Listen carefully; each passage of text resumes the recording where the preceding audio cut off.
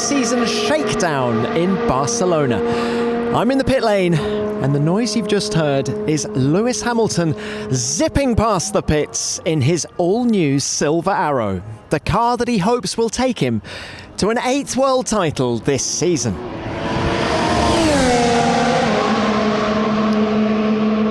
And that was Max Verstappen, hoping to repeat his title success of last year.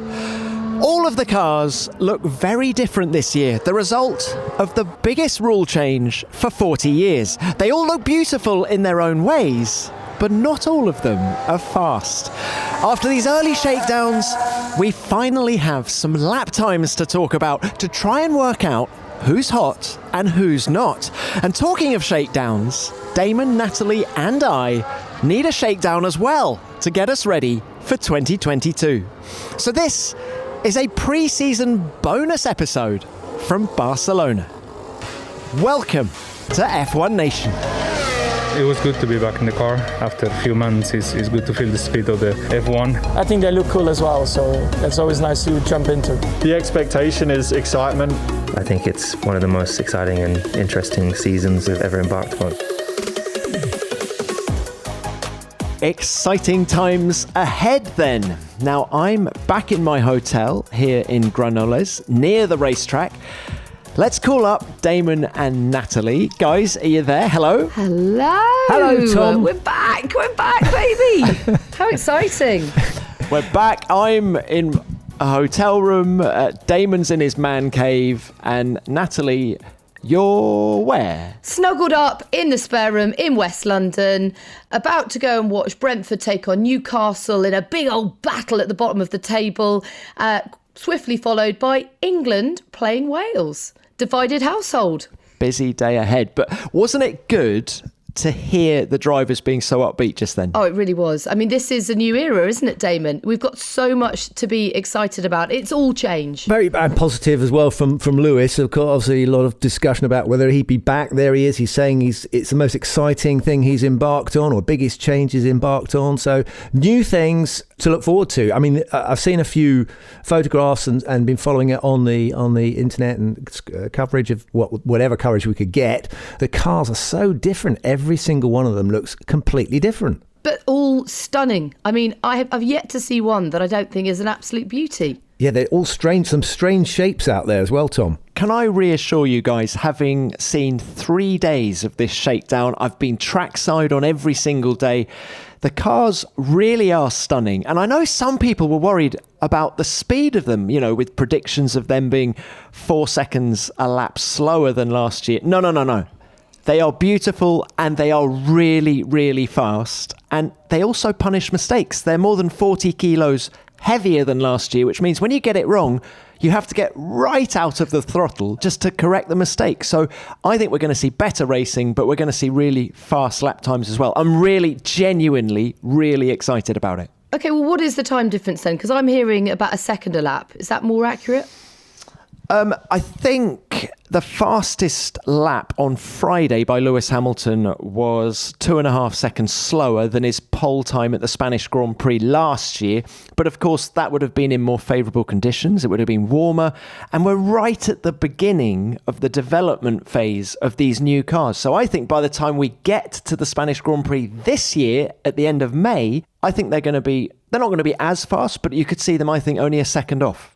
So yes, all change, new regulations, new cars, and some new structure in the FIA.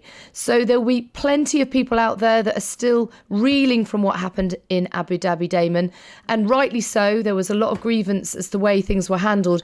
Have the FIA done enough? The FIA want it not to be like that ever again. They're doing what they can to change things. They've got Herbie Blash has been brought back in, as we understand, to sit on the wing, on the shoulders of the guys the new race directors, and Tom can tell us who those people are.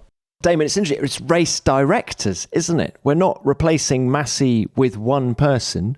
We're going to have 2 rotating race directors, Niels Wittich and Eduardo Freitas. They were both at this shakedown in Barcelona, observing. They built race control as if this were a Grand Prix weekend so that Niels and Eduardo could contact all of the people on the pit wall. That's still going to be allowed. There still will be radio traffic between race control and the team managers. But one of the new things that's coming in for 2022 is that we won't have the likes of Toto Wolff and Christian Horner berating the race directors. They won't be allowed to communicate. But to replace one guy, with two people, and then to bring in this VAR system, remote VAR system, to give them backup as well, suggests that the FIA is holding its hands up and saying Massey had too much going on. You see, I think you just raised an interesting point there, Tom. Was he necessarily sacrificed? I mean, I feel sorry for the guy, and we've had drivers say so this week. You know, they've come out and said that, you know, he did a good job under difficult circumstances. I personally think that the situation and the structure of the way his job he was expected to operate was the problem. I'm not saying that it was right that what happened, but I think that we could see clearly during the season there was confusion being thrown into decision making and pressure being thrown in by some of the team bosses.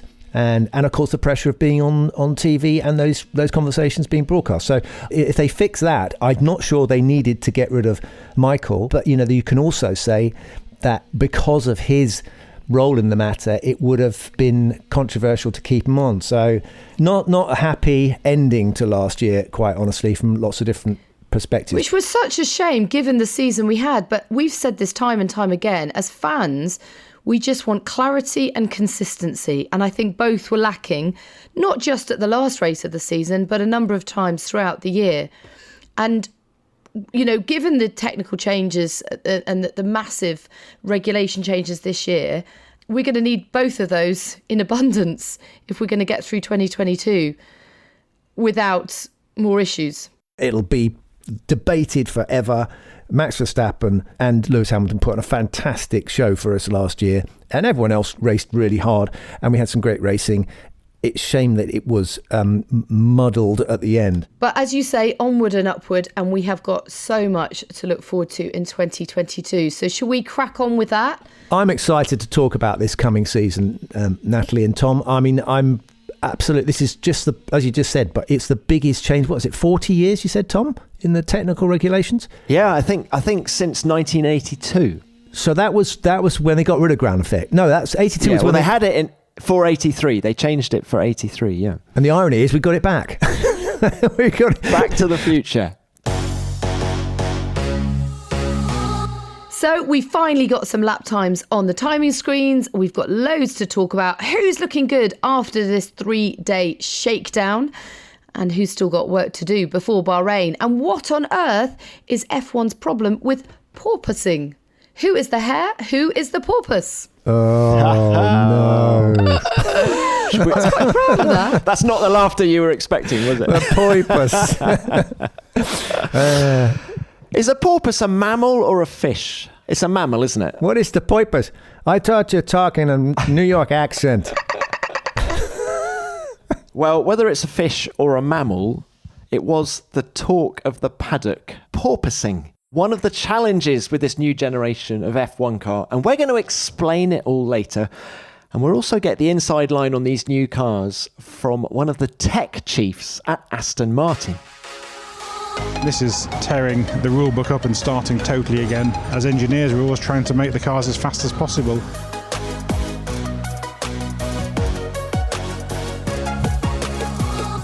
So TC, what is the word in the paddock? What are the drivers saying about these new cars? Everyone is very upbeat, without exception, actually. I think some of the drivers were a bit nervous coming into the shakedown, didn't know what to expect. As I said earlier, they're more than 40 kilos heavier. And Lewis in particular, Lewis Hamilton, has always been very anti these heavy cars. And they do look a little bit sluggish, you know, through the chicane at the end of the lap round Barcelona. But through the quick stuff, they are completely awesome. You know, through turn 3, the long right-hander, it's just stunning. They're absolutely nailed all the way around there. And then when you combine that level of performance with what I think is a really good look. I think the low-profile Pirelli tyres are a big plus. They're also very positive about the tyre degradation. That's a step forward as well. Yes, it's cool track conditions, but it seems that Pirelli have got a handle on the deg that has slightly dominated tyre performance over the last few years. So that should allow them to go harder for longer.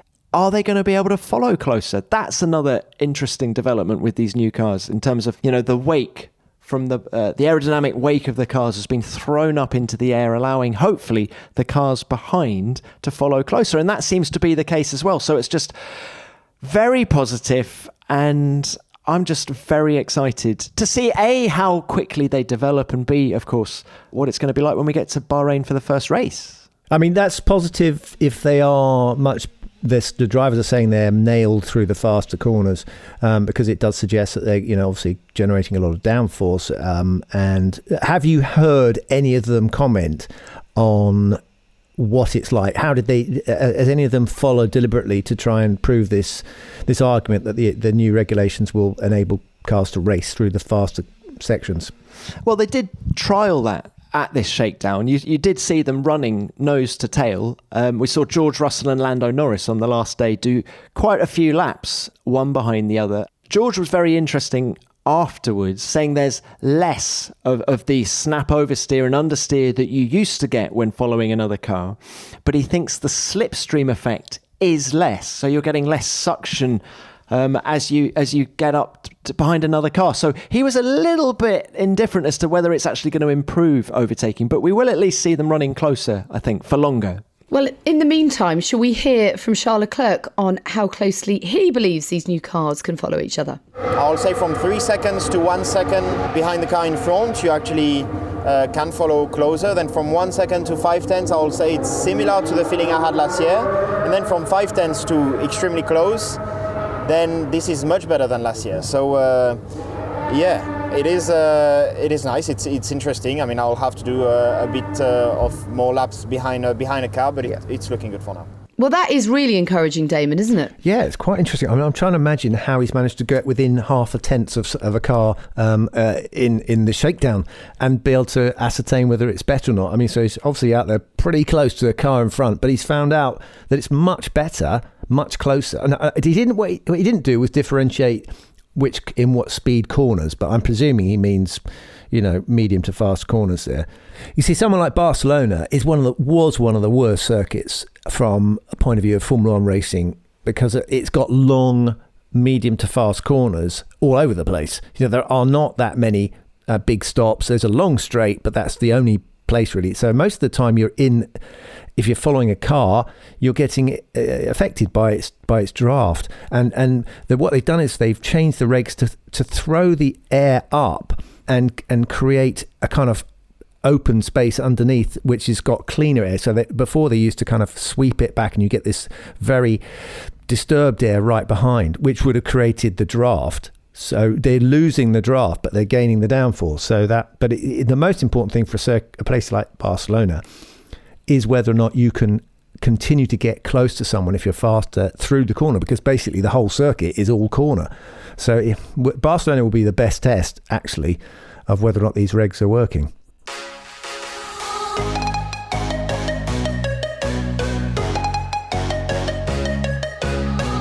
Okay, so they look good, they sound good. Reliability in the main has been pretty impressive. A huge amount of laps clocked up over the last few days. Mercedes scored a 1-2 on Friday's timesheets. Lewis Hamilton ahead of George Russell, but George is definitely not getting carried away. Lap time wise, I don't think it's representative at all. We're obviously on the softest compound of tyres. And the C5 is a very strong tyre around this track. So even though it's on the top of the timesheets, I wouldn't read too much into it. I think the Ferrari and the McLaren were looking incredibly strong. And I think we got some improvements to be made, as we're not fully happy with the balance of the car and the limitations we have currently. But at the end of the day, it is only testing. We're here to learn.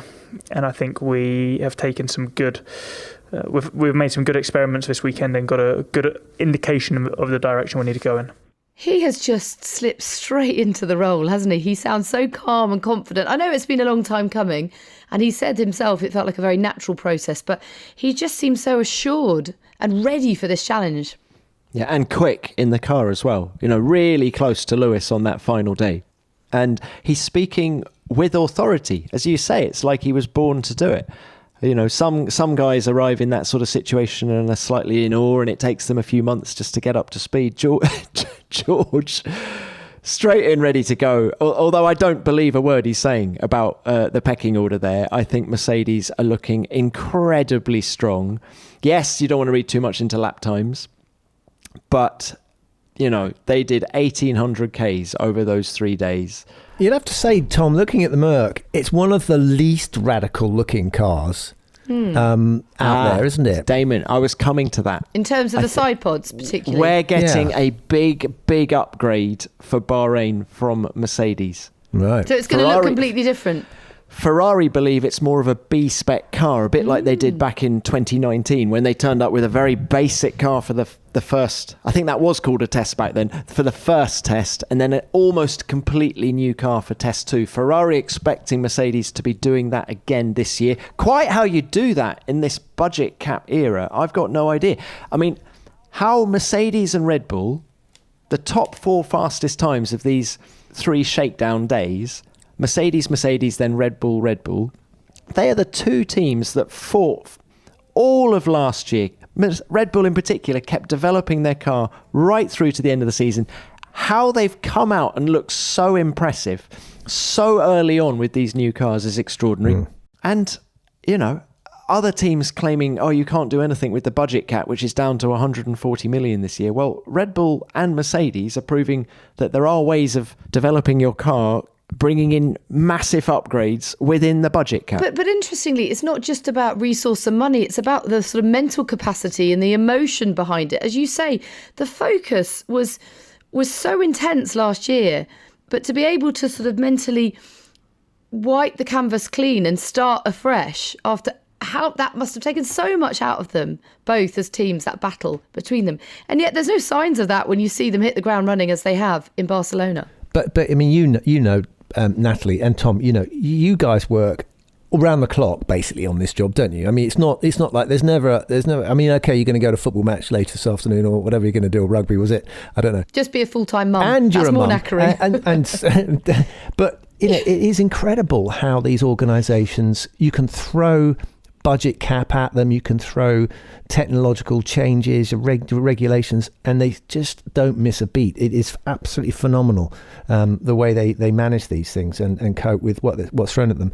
They set the standard really for this. That's why people are so impressed. I mean, I get asked to go and do chats about Formula One to companies, and they want to know more. They want to know about the organisation of these teams as much as they do about the drivers and, you know, who's racing who, because it is so impressive. Absolutely. As you say, Tom, the Silver Arrows did 393 laps in those 3 days. Not as many as Ferrari, who topped the chart with a whopping 439, which, according to team principal Mattia Binotto, was a very good early sign. We did a lot of laps. That was important.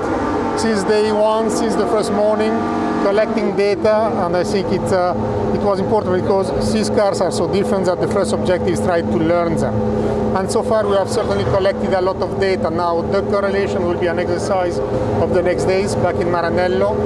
Really try to cross correlating all the data, and let's see if it's fitting well. But the car is behaving well overall, so we are not expecting big issues in terms of correlations, but it's not a matter of finding issues, it's a matter of optimizing the final performance, which is always a matter of details.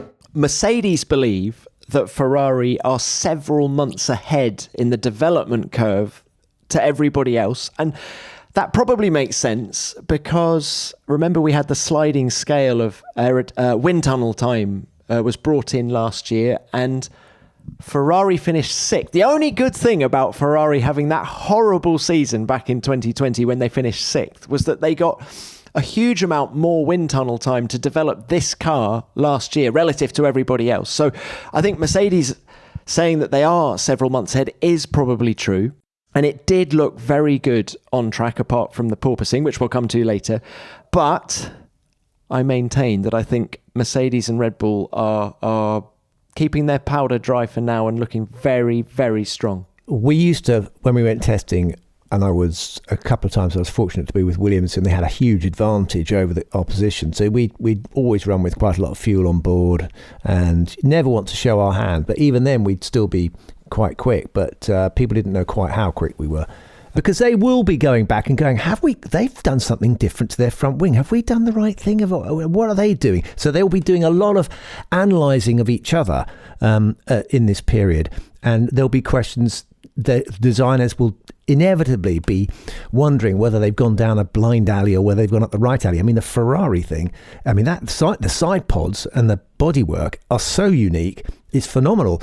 But I've heard one very experienced car designer from a while ago look at the Ferrari and go, that looks like it was designed by committee. You know, the front end looks like it was going one way and the back end looks like it was going somewhere else. So nobody really knows what's going to work in these new regs. But there's such a difference right the way through. And Williams is incredibly radical. I mean, can we talk about that, Tom? Did you see that? I mean, it's phenomenal, the packaging on that thing. Oh, well, they've got, I don't know what it means, but centre line cooling, which means that, I don't know, but the cooling's in the centre line. Yeah, and they can really shrink the side pods. That thing's got tiny side pods, but I think there is a little bit more weight higher up, so that may challenge the centre of gravity. But it's lovely to see Williams doing what Williams always used to do. And you know, I asked Jos Capito, what was the brief to your design team? And he said it's to go out and design the best racing car we can. It is to challenge them and don't be afraid to come up with new ideas. And that's encouraging after what's been a difficult few years for the team, that they're now going, come on, let's throw some ideas at this and try and so they're come like, up with ideas that... Williams are a bit like Ferrari in that they've been Ferrari have had their prancing horse was hobbled a bit, wasn't it, when they had their problem with their power unit and they were clipped back, and they've been in reset mode, haven't they, as have Williams, and they've basically given up. Last year was like a wasted year, and they've been able to maybe devote more of these resources on the 2022 car. That's maybe why they're interesting. And if Mercedes think that Ferrari are 6 months ahead, then yeah, you might see, you know, that the Mercedes and Red Bull have had to expend too much energy on fighting a championship last year. Let's see what happens there. Okay, well, by contrast, let's talk about the teams who perhaps ran into a bit of trouble. Alfa Romeo were among those who had problems to fix, so not much running for their new driver lineup of Bottas and Zhou. In the last run, we had some problems with the car that we have to force to stop on track. We have to investigate what happened actually on that side, but on the other side is that yesterday and today in the morning we managed to do a decent amount of running compared to the first day, so that was something positive. And of course from my side there's a lot of stuff learned. We did have some issues, and unfortunately the issues we had were pretty costly with time. Some issues with reliability, some mechanical things, but we understand it luckily completely and we know how to fix it. We just didn't have enough time during the day to fix it properly. I mean, I have to say this is something of a culture shock for poor old Bottas when he comes from that slick machine that is Mercedes. And if you look at how many laps they completed, 175, compared to his old team Mercedes on 393. Much bigger problems, though, potentially for Haas, pertaining to the tragedy that's unfolding in Ukraine. And of course, Damon and TC, they are saying it's not possible to run the Russian Grand Prix under current circumstances. But you would have to say, you know, much more important things at stake here than sport. Yeah, it's obviously we're all aware of what's happening out there in Russia and Ukraine, and it does impact the sport. Gunther Steiner was not available for the team principal press conference, Tom, was he, for a while? No, nor was Nikita for the drivers. No. But it was really positive to see Formula One acting so swiftly about the Russian Grand Prix. I know that we always insist that sport and politics shouldn't mix, but we all live on this planet. We're all affected by what's happening, and you can't separate life and sport from politics, because it's no longer politics, it's war. before we move on, I know we've said Alfa have got a lot of work to do, and they have, ditto Haas, but Alpine as well. It was a scrappy test for them. The DRS didn't work. They weren't able to do any low fuel running because of a fuel pump issue.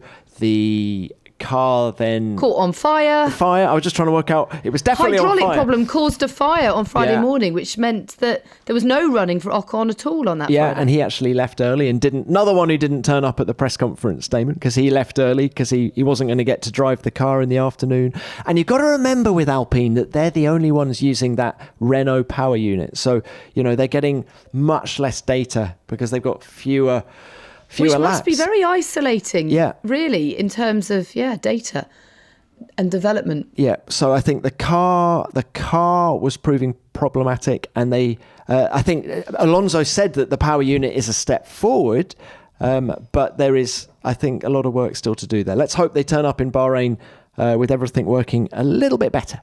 Well, Damon, can you relate to any of this? Did you ever have tests that sort of went completely wrong and you just didn't get out? And how frustrating is it? You'd have to say with Williams, I can't remember not driving. He used to get out. They were kicked out of the garage at 9 o'clock in the morning. We had to keep going around till 5. So it's very unusual for Williams to have problems that held you up all day. You had a few engine failures in the early days with development on the Renault, but they were almost trying to blow up the engine, and they didn't take long to change a new one. So, but when I went to Arrows, yes, I basically spent most of my time in the motorhome, to the point where I was sitting in the motorhome waiting for them to put in another Yamaha engine, and I thought, there's not much for me to do. So I went up to Granola's, where Tom is coming to us live from his hotel room, and I bought a guitar, and I went back. I basically sat in I've still got it. It's a very nice cherry red kind of acoustic guitar when I sort of sat in my motorhome. So that was basically because there was nothing to do.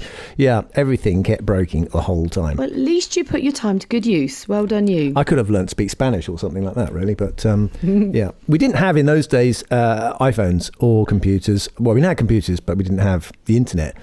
I don't think we did anyway. What about Jordan?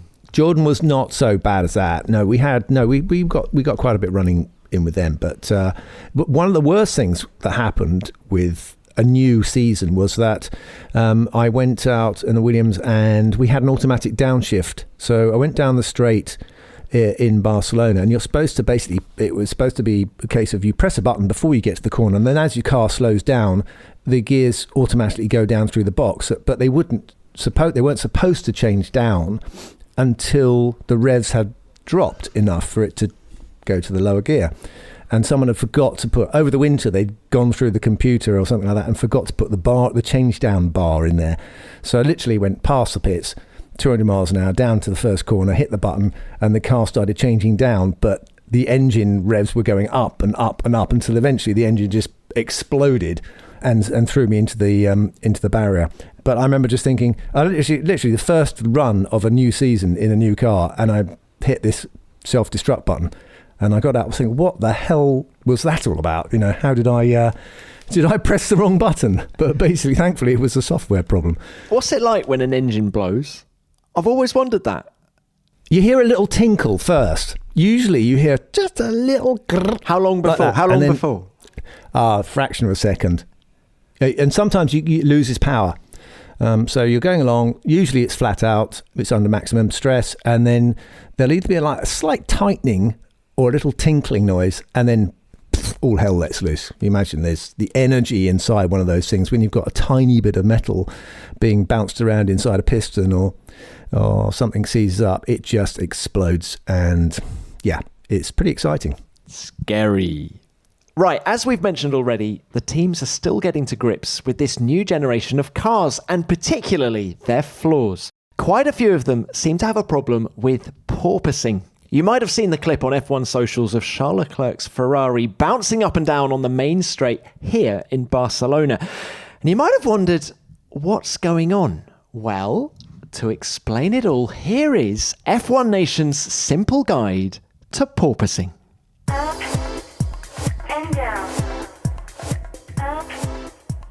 The floor of a 2022 Formula One car is designed to generate downforce. At high speeds, this sucks the bottom of the car down towards the track. But if the floor gets too close to the ground, it stops generating downforce. Suddenly, the car's not being sucked down towards the track as much anymore, so it springs upwards, away from the track. All of that happens really quickly and quite aggressively, over and over again. So the cars go up and down, up and down, up and down, as they go along. Sounds good, doesn't it? A bouncing car is potentially, obviously, very unstable, therefore very bad for performance. As Mick Schumacher says, it doesn't feel very nice in the cockpit either. Well, I guess it's not the most comfortable, but it seems like that's going to be, for now, the trend, and we'll just have to figure out how to get rid of it and make the car not bounce as much so that we, in the race, have maybe no reliability issues. So that's what's happening to the cars and the drivers. And by the way, it's called porpoising because porpoises, as I'm sure you know, are small dolphin-like sea mammals which kind of move up and down as they swim. So the cars are effectively moving in the same way. I thought it was a Damon Hill dance move. Well, you can actually, people at home can do this demonstration on their own. You just get a piece of paper and you put it on the table and you blow under it and it'll flap. But basically that's what's happening. The speed of the air basically blows the car down to the ground, actually sucks it down to the ground, but then it shuts off the airflow and then springs back up. So you get that flapping effect on the piece of paper. So, I mean, you could just call it flapping. Flapping. You could call it flapping. Porpoising's better. But Porpoising is very confusing, but then dolphining is much harder to say. But it's principally the same thing.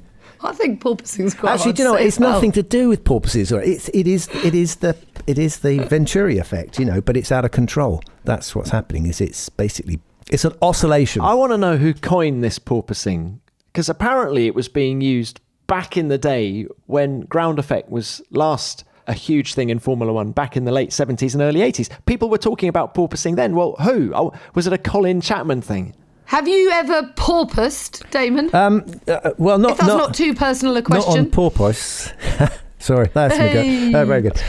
Gold. It has happened before, but not in the same way as we're experiencing here. But the aerodynamics of a car will create a kind of oscillation if you've got, like, for instance, your springs are too stiff or whatever. But it won't work unless the floor is actually generating this effect. So the greater the energy that the floor will create, the more likely it is to happen and the harder it is to control it. George Russell had a solution to porpoising. He said we should introduce active suspension, keep the car at a constant ride height. Well, the suspension is much stiffer this year, isn't it? That's part of the problem. So bring back active suspension. What does the man who actually raced an active car feel about that?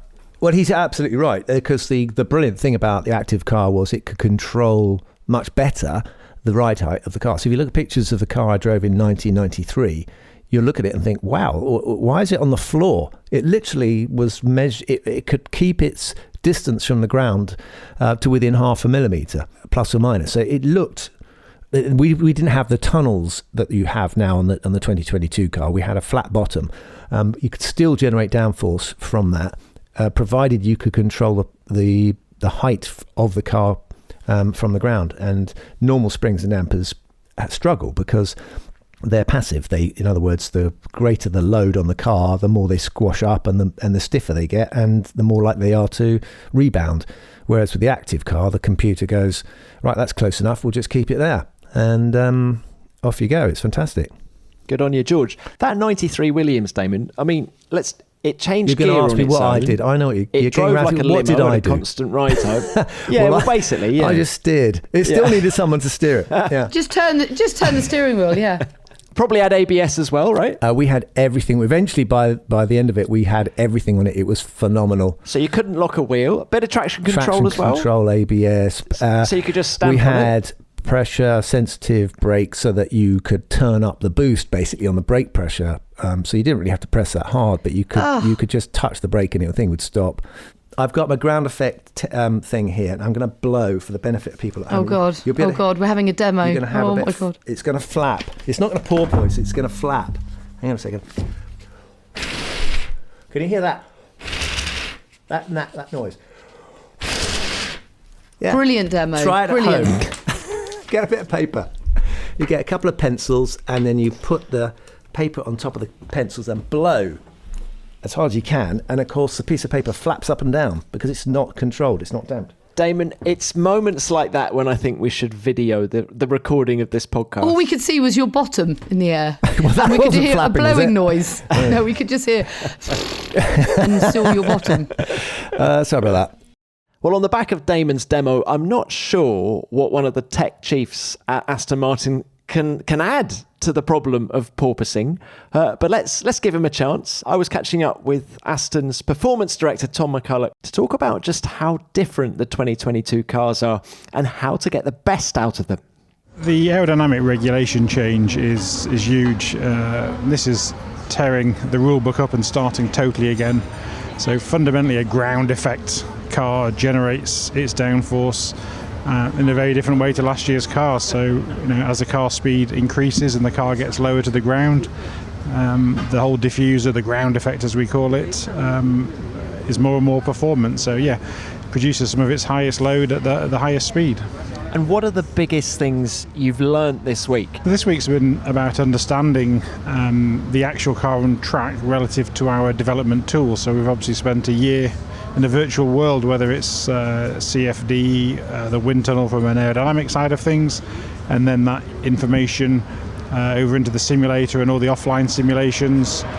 So this week's all been about correlation to those tools and understanding, what the car is actually doing, mainly aerodynamically, but there's a lot of other mechanical systems on the car to cope with the difference in aerodynamics that we've been trying to correlate. And are you having to find lap time in a different way to last year in terms of how you set up the car? Yeah, we are. Largely the setup of the car is dependent on two main things, the aerodynamic characteristics and the tyres, and those two have totally changed. So we're having to understand the car. We've been doing a lot of mapping of the car, a lot of aero rakes on the car, understanding what this car on a track actually does, reliability, and then I think more of the performance work is going to start in Bahrain, the first official test. One of the words that people, I don't think it's been coined here this week, I think it was used last time we had ground effect in Formula One back in 1982, but porpoising. So there's been a lot of talk about porpoising, and for sure a lot of cars in the straight line are seeing that happening. Now, as the speed of the car is increasing, and with the aerodynamics, the shape of the underside of the car as it's getting closer to the ground, there's a lot of load is generated. Obviously, from a regulation side of things, you're always trying to slow the cars down. As engineers, we're always trying to make the cars as fast as possible. Now, you need robust aerodynamics to be able to drive quickly, and it's easy to do robust aerodynamics but with no performance, so people are trying to push how hard you can push the aerodynamics with keeping the car stable, and that's the challenge a lot of people have been having. And are the cars faster than you were expecting? Because I think when F1 introduced the idea of these cars back at Silverstone in 21, they said they're going to be 4 seconds a lap slower than what we had before. It seems that they're closer. Is that the reality? Yeah, obviously Formula One's job is always to slow us down, and our job is always to go as fast as we can do. So the development rate is quite high, I'm sure for all teams still at the moment, because the regulations are still quite new. We had a good idea that this car was going to be very strong in the sort of medium high speed corners. From an efficiency side of things as well, the ground effect is quite efficient way of generating the downforce. So yes, the cars are a little bit quicker than we were all thinking they were going to be, and I think that's only going to carry on. And what about the reliability? You guys are too good. You're too good. You're pounding round. I mean, Max Verstappen, 147 laps on the opening day of the test. Extraordinary. Yes, reliability has obviously been pretty good up and down the pit lane. Our first 2 days of testing, we've been trying to get significant laps in, and we've been achieving reasonable mileage. It hasn't been our main priority. We've been obviously driver changing. We've been trying to evaluate a lot of parts on the car. But all teams are getting reasonably reliable. But I think by the end of this test and the end of Bahrain, you're going to start to see a few more problems. And have you been surprised by the variations between teams? I think that's been really interesting. You give 10 sets of aerodynamicists totally new rules without any input bar, I suppose, the F1 show car and the work that was done in the initial studies, and then the interpretation of that, mainly the whole side pod area, but also a bit on the front wings and the noses. But the main bit has been obviously the visual bit is what's happened with all the side pods. And yeah, I think it's fantastic. It's been a real test of everyone's understanding and tools. It's going to be interesting how they start to converge a bit maybe, but I think it's great for the sport and the cars look great. Certainly is. So Tom, Aston Martin this year, how confident are you guys?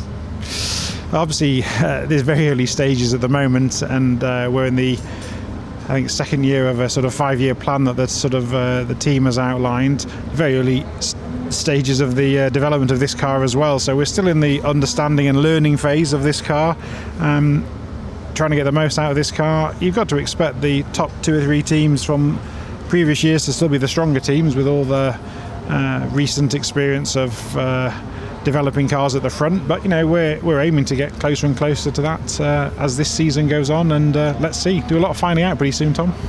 Not long to wait now. Thanks, Tom. Best of luck. Thank you. Well, I think my takeaway thought is the interpretation, the fact that people might have gone down a blind alley and others may have opened up an incredible avenue of development, and it's just so interesting to see how people have interpreted these different rules. And we all thought the technical regs were going to be too prescriptive, didn't we? Yeah. But we couldn't have been more wrong. No, like Tom said, that it was very interesting. Is you give a load of people a set of regulations, and you go and tell them to go and sit in separate rooms and come up with their interpretations, and it has done that. I mean, it has produced a huge difference. He used an interesting word though, which was convergence. So in other words, that was what we were referring to earlier. They'll be looking at each other and going, they've got it better than us. And obviously you don't want everyone to end up with the same car, but sort of that's what happens in Formula One, because they inevitably they will pursue the best solution. But it is a real challenge, and it's a fascinating, like an examination. They've all been given an examination and told to come up with the answers. Some of the answers have been different, but will produce the same result, because there's 2 different ways to skin these cats. So it will be interesting. Which, by the way, is a horrible expression. And you, as an animal lover, Damon, shouldn't be using it. No, quite right. So what is a different way to peel? Who skins cats? A different way to peel an orange. Then how about that? Better from a vegetarian. Thank you. Poor cat. All of the teams employ spy photographers, and it's been almost amusing to watch them with their long lenses, all taking photographs of each other's cars. And I'm going to use another cat reference, but real game of cat and mouse. And there'll be thousands of photos of each of the cars right now being studied in the design offices all over the Formula One teams. And then, as you say, when we turn up in Bahrain, will we start to see that convergence, or is it going to take a little longer before it all filters through and we actually see these changes on the cars? But I think there's no doubt that come mid-season there will be convergence. It's just a question of how quickly they can get to that point. All right, Tom. And also, Giorgio Piola has been making a living, before they had digital cameras, before they had all this, of sketching cars, and he goes back decades having done this, but he used to just be him wandering up the pit lane and looking closely at the cars and doing these sketches and stuff for decades now. He's been making a fantastic living just on doing that. So Giorgio Piola, for people listening, is an Italian, and he's been involved doing what Damon's just described for about 50 years, and I'm not exaggerating, it is 50 years. And by the end of a regulation cycle, George is always a bit fed up, and he goes, I can't keep doing this because it's not very exciting from a technical point of view. He was at the Barcelona shakedown, and Damon, Nat, you'll be pleased to know that Giorgio was so excited by everything he was seeing, and I might add, particularly excited about the Red Bull. He said Adrian Newey and his team have come up with some wonderful solutions to the problems of these new technical regulations. But George, he was working till 10 o'clock. He's about 76, and he was working till 10 o'clock at night. He was back in the media centre at 7 a.m. every morning, loving it still. Right, just like all the teams and drivers, F1 Nation has got a new look for 2022. We have new artwork, new theme music, And we have a brand new sound for our favourite feature, Ask Damon. Questions, please. Damon Hill, do you think it's time maybe you should change your approach to racing? Well, I don't know even how to start answering that question, but anyway. Some more questions, please. Damon, were you happy with the start? Damon Hill, congratulations for this winning, Damon. You must be satisfied. Any questions? Yeah. Well, Damon, it must have been absolutely gutting that last couple of laps. Damon, it looked like he had it really under control. Some more questions, please. Damon Hill has done a fantastic job. God, it's a hell of a build-up. So I've done a fantastic job, according to Murray Walker. Well, there you are. We haven't answered the questions yet. Should we hear from them? I think we ought to. Yeah. Moving on. So for any one of you who's been living under a rock, ask Damon. You get your opportunity, your gateway to the champ. You ask the Oracle anything. And he, quite frankly, will have to give you straight answers. Oh, and he does, don't you, Damon? You don't shy away from anything. No, this is totally unfair. I'm not an oracle, okay, but I have driven in Formula One and I have won a world championship and won some Grand Prix. No, so that's okay. That's my qualification. But I would never want to contest my colleagues' knowledge, possibly sometimes superior knowledge of the sport. So quite often I'm going to throw the question. I'm going to throw the question back to you guys. Okay, we will answer these questions together as a team. No, starting with you. It's the royal we. It's the royal we. It's all on you. Please tell your fans how they can talk to you directly.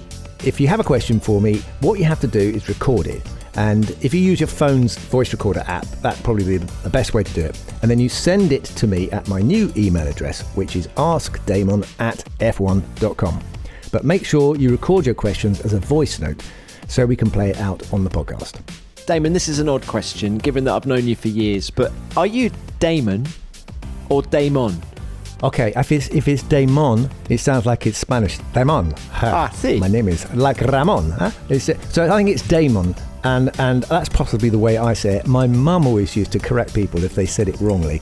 He said it's not Damon, it's Damon. And how many? And how many times have you been called Damien? She told Murray Walker off for that. Damien I get called that all the time. I just ignore it. But I have noticed something about you, Tom. You see, you're not so perfect. All right. You've been speaking to my wife, haven't you? Formula. You can't say formula. I say formula. You say formula.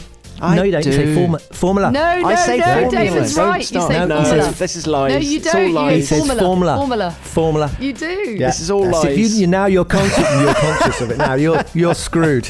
We've totally thrown you. Well, folks at home, how about a challenge for Ask Damon? Not how to pronounce formula or Damon, but let's see if we can get a question from every single F1 host nation during the course of the year. Do you like that? Oh, nice. Yeah, I like that. Let's go around the world. And beyond, by the way. Don't limit yourselves to 22. Let's, I thought you meant beyond the world. Well, questions from outer space. I'm sure we can do that. So wherever you live, get recording and please send in your questions for Damon, and we will play out a couple on our first episode, which comes up just before the season opening Bahrain Grand Prix on March the 15th. Come on, get involved. So it really feels that something special is brewing. We've got another test up next in Bahrain, and then, of course, the first race in the very same country. I, for one, can't wait. It's going to be great, although it feels just like yesterday that we were racing. These winter breaks get shorter and shorter, and can you imagine what it must be like for the teams with all these regulation changes? And wow, it's just Formula One just doesn't stop, does it? You say we've had a break. We're going to have another one because there's no episode next week. The next will be on the 15th of March, the Tuesday before the Bahrain Grand Prix. And then, of course, we will have new episodes every Tuesday of the season, all the way to Abu Dhabi. Brilliant. Can't wait. Get involved. Remember to get those questions in. You're all part of the gang. We love you all. And thank you for listening. And thank you, Damon and Tom from Formula One, for your company. Once again, I missed you. It's good to be back and have these little fireside chats we have about our favourite sport. We'll be back on Tuesday, the 15th of March. And F1 Nation is produced by F1 and Audio Boom Studios.